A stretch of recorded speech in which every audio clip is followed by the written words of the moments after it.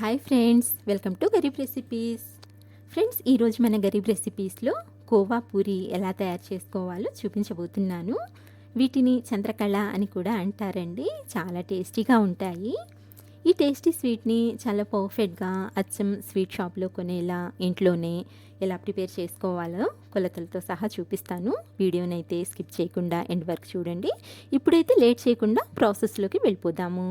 First ఒక mixing bowl తీసుకొని ఇందులోకి 2 కప్పుల వరకు మైదా పిండిని తీసుకోండి. ఇప్పుడు ఈ మైదా పిండిలోకి 1/2 కప్పు వరకు నెయ్యిని కూడా యాడ్ చేసుకోండి. ఫ్రెండ్స్, మామూలుగా బయట స్వీట్ షాప్లో అయితే నెయ్యికి బదులు డాల్డా వేస్తారండి. డాల్డా హెల్త్కి మంచిది కాదు కాబట్టి నేను ఇక్కడ నెయ్యిని తీసుకున్నాను. మీరు కావాలనుకుంటే డాల్డా అయినా సరే వేసుకోవచ్చు. ఇప్పుడు ఫస్ట్ ఈ నెయ్యి పిండిలో బాగా కలిసేలా ఒకసారి ఇలా కలుపుకోవాలి. ఇక్కడ చూడండి, పిండి టెక్స్చర్ ఈ విధంగా ఉండాలన్నమాట.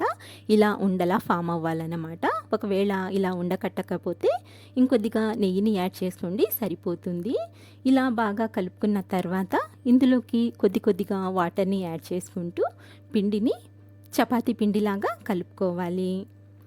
నీళ్ళనైతే ఒకేసారి ఎక్కువగా వేయొద్దండి. ఇలా కొద్దిగా యాడ్ చేసుకుంటూ పిండిని కలుపుకోండి. చూడండి, కన్సిస్టెన్సీ ఈ విధంగా ఉండాలన్నమాట. ఇలా కలుపుకున్న ఈ పిండిని మరో 3-4 నిమిషాల వరకు ఇలా ఇక్కడ నేను చూపించే విధంగా సాఫ్ట్గా కలపండి. ఇలా సాఫ్ట్గా కలుపుకున్న తర్వాత చూడండి, పిండి ఎంత సాఫ్ట్గా ఉందో. ఇప్పుడు మనము ఈ పిండి ఆరిపోకుండా పైన మూత పెట్టేసి ఒక 10-15 నిమిషాల వరకు పక్కనుంచుకుందాము. ఈలోపు మనము వేరొక ప్లేట్ తీసుకొని ఇందులోకి 1/2 కప్పు వరకు పచ్చికోవాని తీసుకోవాలి. ఇప్పుడు ఇందులోకి కొన్ని డ్రై ఫ్రూట్స్ని యాడ్ చేసుకోండి. నేను ఇక్కడ జీడిపప్పు, బాదం పప్పుని తీసుకున్నానండి. ఇలా సన్నగా కట్ చేసి యాడ్ చేస్తున్నాను. ఇలా డ్రై ఫ్రూట్స్ వేయడం వలన టేస్ట్ అనేది చాలా బాగుంటుంది. అలాగే 2 టీ స్పూన్ల పంచదార పొడిని కూడా యాడ్ చేసుకోండి. అంటే ఈ కోవా షుగర్లెస్ అండి. తినేటప్పుడు చప్పగా కాకుండా ఇలా పంచదారని యాడ్ చేసుకున్నట్లయితే తీయగా టేస్ట్ అనేది చాలా బాగుంటుందన్నమాట. ఇప్పుడు వీటిని ఈ విధంగా చక్కగా అన్నీ కలిసేలా కలుపుకొని రెడీగా పక్కనుంచుకోండి. ఇప్పుడు షుగర్ సిరప్ని ప్రిపేర్ చేసుకుందాము. స్టవ్ మీద ఒక ప్యాన్ పెట్టుకొని ఇందులోకి 2 కప్పుల వరకు పంచదారని తీసుకోండి. అలాగే 2 కప్పుల నీళ్ళని కూడా యాడ్ చేసుకోండి. ఇక్కడ మనము పంచదార ఎంతైతే తీసుకుంటామో నీళ్లు కూడా అంతే వేసుకోవాలండి. ఇప్పుడు గ్యాస్ని మీడియం టు హై ఫ్లేమ్లో పెట్టుకొని ఈ పంచదారని ఇలా కలుపుకుంటూ కరిగించుకోవాలి. పంచదార అంతా పూర్తిగా కరిగిన తర్వాత చూడండి, ఇలా పంచదార పూర్తిగా కరిగిపోయింది. ఇప్పుడు మనము ఈ పంచదార వాటర్ని ఒక 5-6 నిమిషాల వరకు మీడియం టు హై ఫ్లేమ్ మీద ఉడికించుకోవాలి. ఫ్రెండ్స్, ఇలా 5 నిమిషాలు ఉడికించుకున్న తర్వాత మనకి పాకం అనేది కొంచెం ఇలా తిక్కుగా అనిపిస్తుందండి. అలాగే దీనికి తీగ పాకం రావాల్సిన అవసరం కూడా ఏమీ లేదు. మనం ఇలా చెక్ చేసి చూసినప్పుడు కొంచెం స్టిక్కీగా అంటే కొంచెం జిగురుగా అనిపిస్తే సరిపోతుంది. ఎలా అయితే మనము గులాబ్ జామున్ కోసం ఈ పాకాన్ని ప్రిపేర్ చేసుకుంటామో సేమ్ అలానే వీటికి కూడా పాకం అనేది ప్రిపేర్ చేసుకోవాలి. ఇప్పుడు స్టవ్ ఆఫ్ చేసేసి ఈ పాకం చల్లారకుండా పైన మూత పెట్టుకొని పక్కకు తీసుకోండి. ఈలోపు మనకు పిండి కూడా చాలా చక్కగా చాలా సాఫ్ట్గా నానిపోయింది. చూడండి, పిండి ఎంత సాఫ్ట్గా కనిపిస్తుందో. ఇప్పుడు నేను ఈ పిండిని 2 భాగాలుగా చేస్తున్నానండి.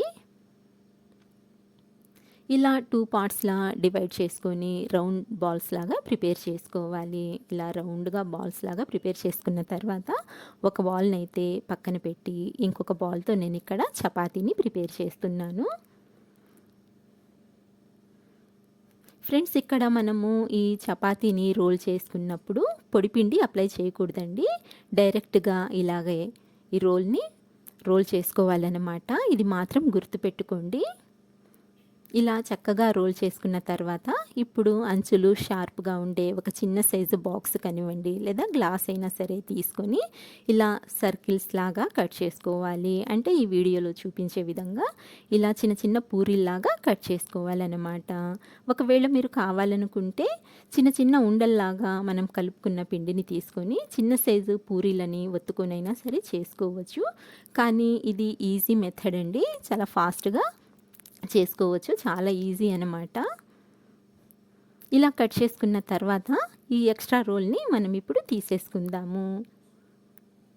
ఇలా పక్కకు తీసి ఉండలాగా చేసుకొని దీనితో మళ్ళీ చపాతీని ఒత్తుకొని ఇలా పూరీలాగా కట్ చేసుకోవాలి. అలాగే ఈ పూరీ మందం అయితే ఇక్కడ నేను మీకు చూపిస్తాను చూడండి. ఈ మాత్రం మందం ఉండాలండి, అప్పుడే ఈ కోవా పూరీలు చాలా పర్ఫెక్ట్గా వస్తాయి, చాలా టేస్టీగా కూడా ఉంటాయి అన్నమాట. ఇలా ఒక పూరీని చేతిలోకి తీసుకొని ముందుగా మనం ప్రిపేర్ చేసుకున్న కోవాలో నుంచి కొద్దిగా కోవాని తీసుకొని అంటే ఒక స్పూన్ వరకు వేసుకోండి. ఇలా కోవా మధ్యలోకి పెట్టి ఫోల్డ్ చేసుకొని ఈ అంచుల్ని ఇలా ప్రెస్ చేసుకోవాలి. ఈ మైదా పిండి సాఫ్ట్గా ఉంటుంది కాబట్టి తొందరగానే అంటుకుంటాయండి.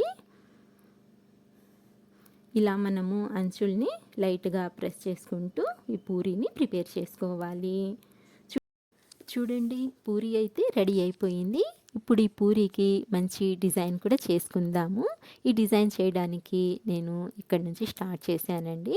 ఫస్ట్ ఇలా బొటన వేలితో ప్రెస్ చేసి ఆ తర్వాత ఈ విధంగా ఫోల్డ్ చేసుకోవాలి. కొంచెం గమనించి చూడండి నేను ఎలా అయితే చేస్తున్నానో.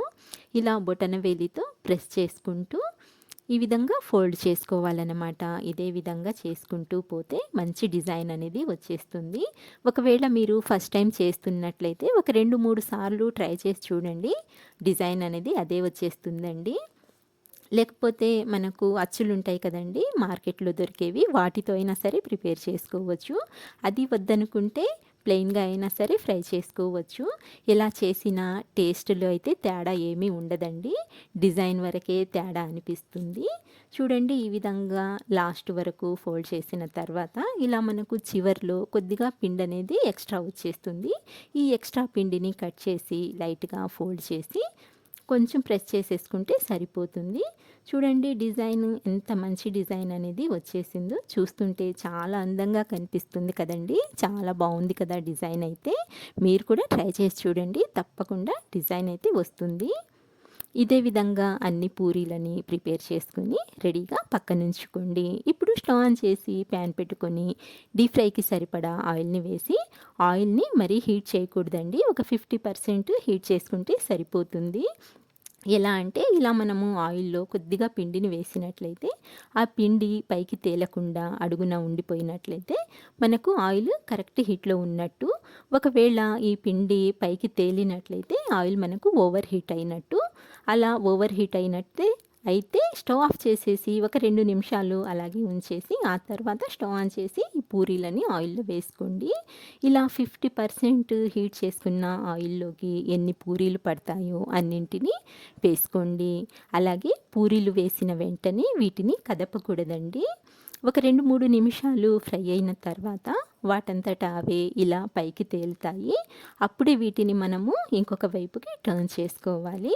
అలాగే ఫ్రెండ్స్, గ్యాస్ని అయితే లో టు మీడియం ఫ్లేమ్ మీద పెట్టుకొని ఫ్రై చేసుకోండి. అప్పుడే ఈ కోవా పూరీలు చక్కగా ఫ్రై అవుతాయి. పైన బబుల్స్ రాకుండా, అలాగే లోపల పిండి పచ్చిగా ఉండకుండా చక్కగా ఈవెన్గా ఫ్రై అవుతాయి అన్నమాట. టేస్ట్ కూడా చాలా బాగుంటాయి. పైన క్రిస్పీగా లోపల సాఫ్ట్గా చాలా అంటే చాలా పర్ఫెక్ట్గా వస్తాయి అన్నమాట. ఇలాంటి చిన్న చిన్న టిప్స్ని గుర్తుపెట్టుకొని మీరు ఈ రెసిపీని ప్రిపేర్ చేసుకున్నట్లయితే చాలా పర్ఫెక్ట్గా కుదురుతాయండి. ఇక్కడ చూడండి ఎంత చక్కగా ఫ్రై అయ్యాయో, ఈవెన్గా మంచి గోల్డెన్ కలర్లోకి వచ్చేసాయండి. చూడండి, ఇలా గోల్డెన్ కలర్లోకి ఫ్రై చేసుకున్న తర్వాత ఇప్పుడు వీటిని ఆయిల్లో నుంచి బయటికి తీసుకుందాము. ఇలా మనము పూరీలని తీసిన వెంటనే పాకంలో వేసేయాలండి. అలాగే ఈ పూరీలు వేసేటప్పుడు పాకం అనేది కొంచెం గోరువెచ్చగా ఉండాలి, మరీ వేడిగా ఉండకూడదండి. నేను ఫస్ట్ ఇందులో యాలకుల పొడి వేయడం మర్చిపోయానండి, అందుకని ఇప్పుడు వేస్తున్నాను. ఒక చిటికెడంతా యాలకుల పొడిని వేసి బాగా కలపండి. వద్దనుకుంటే స్కిప్ చేసుకోవచ్చండి, మీ ఇష్టము. ఇలా యాలుకల పొడి వేసి బాగా కలుపుకున్న తర్వాత మనం ఫ్రై చేసుకున్న ఈ పూరీలని ఇందులో వేసేసుకొని ఈ పంచదార పాకంలో బాగా కలిసేలా ఒకసారి అంతా 2 వైపుల నుంచి ఇలా తిప్పుకుంటూ కలుపుకోండి. అలాగే మనము పంచదార పాకంలో ఈ పూరీలు వేసేటప్పుడు పూరీలు వేడిగా ఉండాలి, అలాగే పంచదార పాకం అయితే గోరువెచ్చగా ఉండాలండి. ఇది కూడా గుర్తుపెట్టుకోండి. ఒకవేళ పాకం వేడిగా ఉన్నట్లయితే ఈ కోవా పూరీలు మెత్తబడిపోతాయండి. ఇలా పాకంలో వేసిన తర్వాత ఎక్కువసేపు ఉంచాల్సిన అవసరం లేదు. జస్ట్ ఒక 8 నుంచి 10 నిమిషాల వరకు ఈ పంచదార పాకంలో ఉంచుకొని తర్వాత ఇలా ప్లేట్లోకి తీసుకుంటే సరిపోతుంది. ఈ పూరీలు పంచదార పాకాన్ని బాగా పీల్చుకుంటాయండి. జ్యూసీగా చాలా అంటే చాలా బాగుంటాయి. సేమ్ ఇదే విధంగా మిగతా పూరీలను కూడా ఇలాగే ఫ్రై చేసుకుని ఇదే విధంగా ఈ పంచదార పాకంలో డిప్ చేసుకొని ప్లేట్లోకి తీసుకోండి. ఇలా ప్రిపేర్ చేసుకున్న పూరీలని ఇప్పుడు సర్వింగ్ ప్లేట్లోకి ట్రాన్స్ఫర్ చేసుకొని సర్వ్ చేసుకున్నట్లయితే ఎంతో టేస్టీగా ఉండే ఈ కోవా పూరీ అనేది రెడీ అండి. మీరు కూడా ఇదే విధంగా ఒకసారి ట్రై చేయండి. సో ఫ్రెండ్స్, చూశారు కదా ఇవాల్టి వీడియో. నచ్చినట్లయితే ప్లీజ్ లైక్ చేయండి. అలాగే మీకు ఎలా వచ్చిందో చిన్న కామెంట్ కూడా చేయండి ఫ్రెండ్స్. మరిన్ని మంచి టేస్టీ రెసిపీస్ కోసం మా గరీబ్ రెసిపీస్ని సబ్స్క్రైబ్ చేసుకోండి.